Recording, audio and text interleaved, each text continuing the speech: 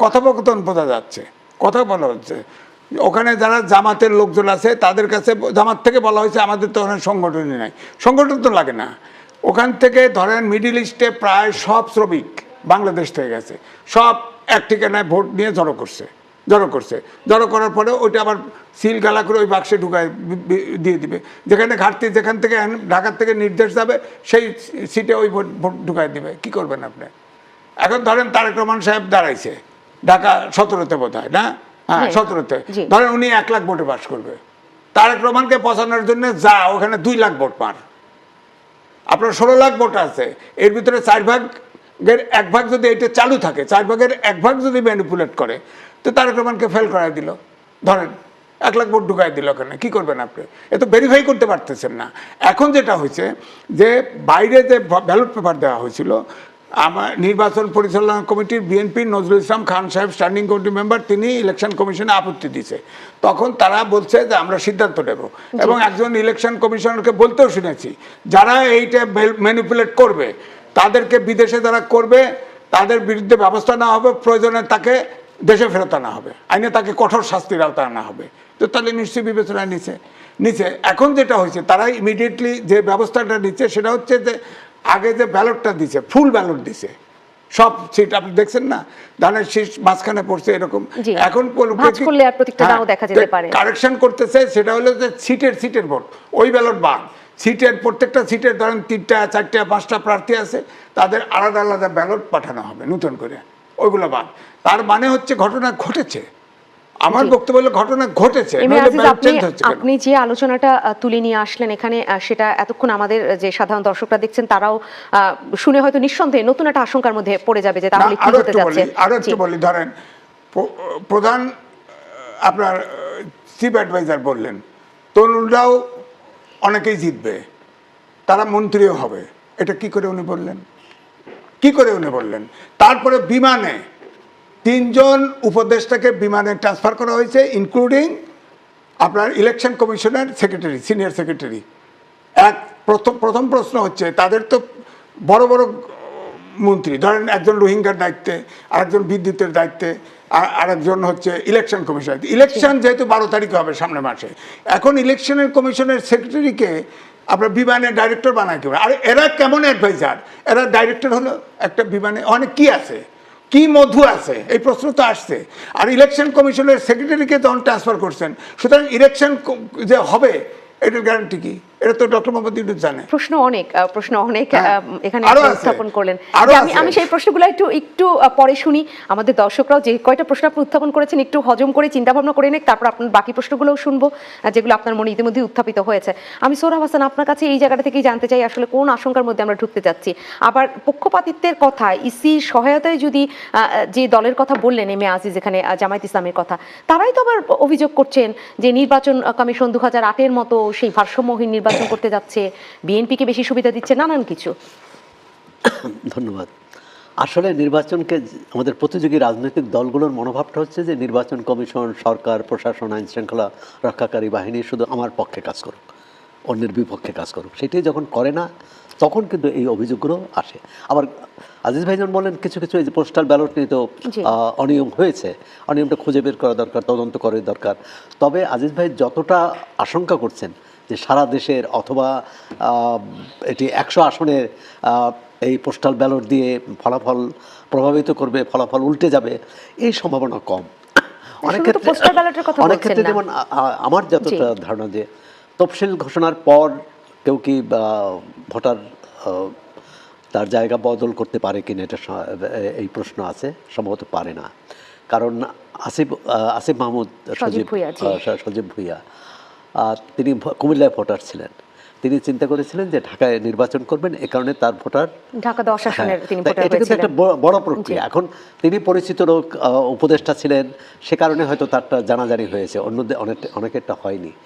এখন একটা খতিয়ে দেখার কথা, কোন গত 1 মাসে, গত 6 মাসে, গত 3 মাসে কতজন এরকম ট্রান্সফার তার ভোটার তালিকা মানে তালিকা হস্তান্তরের বা স্থানান্তরের আবেদন করেছেন, এটি বের করা খুব কঠিন না নির্বাচন কমিশনে। এবং তার মধ্যে সত্যি সত্যি যদি কেউ অনিয়মের সাথে জড়িত থাকে নির্বাচন কমিশনের, আজিজ ভাই যেমন 3 কর্মকর্তা জুনিয়র কর্মকর্তার কথা বললেন, সেটা অবিলম্বে তাদের দায়িত্ব থেকে অব্যাহতি দেওয়া উচিত, তাদের আইনে তাদের জবাবদিহির মধ্যে আনা উচিত এবং দোষী প্রমাণিত হলে শাস্তি দিতে হবে। কারণ এবারে ভোটটা যেভাবে হতে যাচ্ছে, যদি বড় কোনো অঘটন না ঘটে, তাহলে ভোটে মোটামুটি এক ধরনের এই যে দুই পক্ষের লড়াই বলছি, তো সেই লড়াইয়ের মধ্যেও পার্থক্য থাকবে এবং সেই পার্থক্যটা এত বেশি, এই পোস্টাল ব্যালট মানে 16 লাখ পোস্টাল ব্যালট দিয়ে এই 300 আসনে সেটা কী বলে পূরণ করা কঠিন। এক হচ্ছে যে ভোট তো শুধু মার্কায় দেয় না, ভোট দেয় প্রার্থীকে দেখে, ভোট দেয় তার কতটা এলাকায় তার কতটা প্রভাব আছে, অর্থনৈতিক প্রভাব, সামাজিক প্রভাব, পারিবারিক প্রভাব এবং ব্যক্তির ভাবমূর্তি এবং দল, পিছনে কোন দল আছে। তো সুতরাং এখানে মানে আমি মনে করি না যে খুব উদ্বিগ্ন হওয়ার মতো কোনো ঘটনা ঘটবে। মানে আপনি এতটা আশঙ্কা করছেন না, নির্বাচন কমিশনকে নিয়ে সবার এত আশঙ্কা কেন? আপনি একবারকে বলেছেন যে যার যখন বিপক্ষে যায় সে তখন আরেকজনের কথা বলে। বৈষম্য বিরোধী ছাত্র আন্দোলন আমরা দেখলাম যে নির্বাচন কমিশনের প্রশ্ন তুলেছে, কারণ এই যে প্রশ্ন তোলাটা উদ্দেশ্যই হচ্ছে, প্রথম দিকেই কিন্তু বলা হয়েছিল জামাত ইসলামী এনসিপির পক্ষ থেকে যে নির্বাচন কমিশন এসে বিএনপির পক্ষে কাজ করছে এবং তারা নাম ধরে প্রধান নির্বাচন কমিশনার সহ। এখন আবার উল্টো হচ্ছে, এখন যেহেতু এবং পোস্টাল ব্যালট একটা অনিয়ম হয়েছে এবং বিএনপি সেটাকে সামনে এনেছে, সুতরাং তাতে অন্য পক্ষ নীরব হবে এবং অন্য পক্ষ মনে করতে পারে যে নির্বাচন কমিশন তার বিপক্ষে কোনো সিদ্ধান্ত না নেয়, আর সেটা সজাগ থাকবে। আবার তাদেরও যদি কোনো তথ্য প্রমাণ থাকে এই অনিয়মের, সেটি উপস্থাপন করবে। মূলত হচ্ছে যে এই যে পাল্টাপাল্টি এবং একে অপরকে, যেমন নির্বাচন কমিশনের সামনে 2 দিন ধরে ছাত্রদল বিক্ষোভ করেছে, ঘেরাও কর্মসূচি দিয়েছে, তার একটা কারণ ছিল যে সেটি আদালতের মাধ্যমে সেটি স্থগিত হয়েছে। দুই হচ্ছে এনসিপি জামাতকে নিয়ে নিছে। জামাত হচ্ছে একটা বোয়াল মাছ মানে তাজা ছোট মাছকে খাওয়ার পরে হজম হয়ে যায়। এখন এনসিপি হজম হয়ে দেখেন না, সব টুকরো পাড়া শুরু করে দিয়েছে। এনসিপির 3-4 টুকরো হয়ে গেছে, এনসিপি শেষ হয়ে গেছে।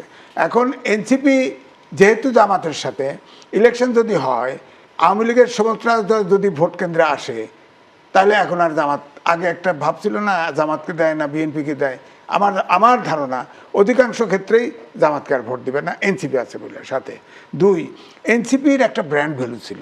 52 সাল থেকে সব আন্দোলনের নেতৃত্ব দিচ্ছে তরুণরা। এই তরুণরা ধরেন এই সরকারে গেছিল, সরকার থেকেও বেরিয়ে আসছে, 3 জনই আর উপদেষ্টা কেউ নাই। এটা যদি ইলেকশনে না করে, কারো পেটের ভিতরে না ঢুকে, যদি তারা স্বতন্ত্রভাবে থাকতো, দেশে যদি একটা প্রেশার গ্রুপ হিসেবে থাকতো, ধরেন আমরা সোরাব ভাই, আমরা তো 71-90 আমাদের প্রত্যাশা পূরণ হয় নাই। আমরা এই অভ্যুত্থানের পরে আশা করছিলাম যে হয়তো একটা আমাদের আশা পূরণের দিকে দেশটা চলবে, কিন্তু সেটা তো এনসিপি তো থাকলো না। এখন যে অবস্থা আছে এনসিপি তো থাকবে না। এনসিপির যে ব্র্যান্ড ভ্যালুর কারণে 4 কোটি তরুণ ভোটার, সুতরাং এনসিপি দেখে সব ভোট দিয়ে দিবে একদিকে, সেই স্কোপ তো রইল না। এনসিপি তো ভেঙে দেওয়ার পরে এনসিপির তরুণরা মুখ ফেরায় নিছে, তরুণরা তাদের ভোট নাই। সুতরাং এখন যেটা জামাতকে দেখে দিবে না, এই তরুণদের ভোটের কথা বলছেন না, জামাতের সাথে যেহেতু তরুণরা জয়েন করছে, 1। 2 হলো এনসিপি তো একটা গ্রুপ ঢুকছে, আর একটা গ্রুপ আলাদা আরেকটা এনসিপি করে ফেলছে, অন্য নাম দিয়ে। আর একটা হলো নারীরা তো প্রায় সবগুলো স্বতন্ত্র দাঁড়ায় গেছে। তো এখন তো এনসিপি কমপক্ষে 3 ভাগ, আর ইসলামিক দলগুলো যে এক করতে চাইছে ওইটা আবার 3 ভাগ। ইসলামিক ঐক্য জোটের 1 ভাগ, আর এখানে আছে 2-3টা দল জামাতের সাথে, আর বিএনপির সাথে 3টে আছে, 3 ভাগে ভাগ। এদিকে হেফাজত, যে বাবু নগরী হেফাজত মূলত, তিনি তো পলিটিক্যাল পার্টি না, উনি তো জামাতকে ইসলামিক দল মনে করে না, ইসলামিক ঐক্যজোটও মনে করে না, কিন্তু আসলে আসন ভাগাভাগির ব্যাপার ছিল।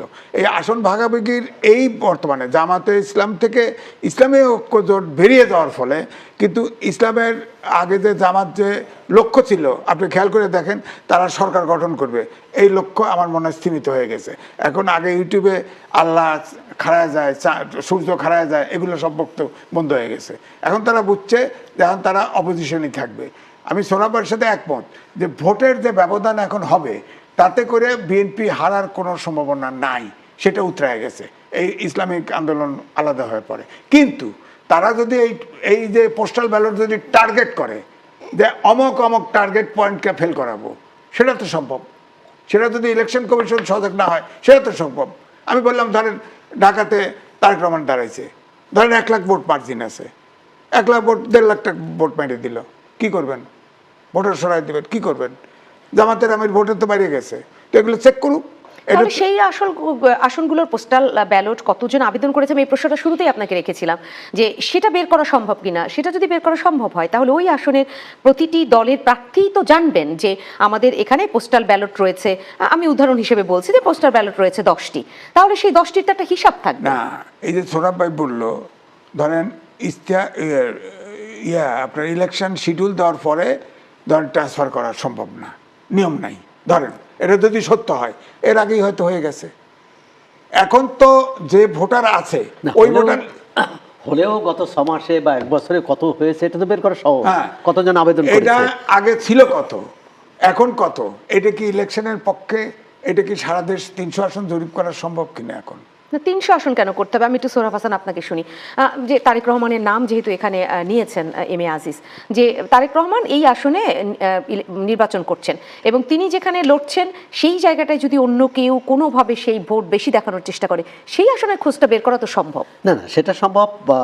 তবে যে দলটির সম্পর্কে বলা হয় এরকম বিরোধী দলের মানে তার রাজনৈতিক প্রতিপক্ষের প্রধান নেতাদের লক্ষ্যবস্তু করে এই সেখানে নিজেদের ভোট বাড়ানোর চেষ্টার চেয়ে যেটা তাদের জন্য অধিক সুবিধাজনক হয়েছে বা করেছে সেটা হলো যে তার যে সম্ভাব্য যে যিনি বিজয়ী হতে পারেন, যে দলীয় প্রধান বা তার কেন্দ্রীয় কোনো নেতা যার সম্ভাবনা আছে, কিন্তু হয়তো ভোটের হয়তো 5,000 ভোটে হেরে যেতে পারে, 3,000 ভোটে হেরে যেতে পারে, 300 ভোটে হেরে যেতে পারে, সেখানে হয়তো এই ভোটটা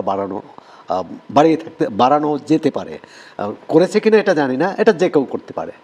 যেমন 300 জন আবেদন করলো যে আমরা গ্রামে ছিলাম, আমরা এখন ঢাকায় থাকি, আমরা ওই এলাকার ভোটার। সেখানেও প্রশ্ন আসবে যে ধরেন গ্রামে ছিল কি, কেউ রংপুরে ছিল, কেউ দিনাজপুরে, কেউ চট্টগ্রামে, কেউ বরিশালে, তারা সবাই এসে মিলে একটি নির্বাচনী আসনের ভোটার হবে। এটাও নির্বাচন কমিশনকে সতর্ক থাকতে হবে, প্রশ্ন করতে হবে।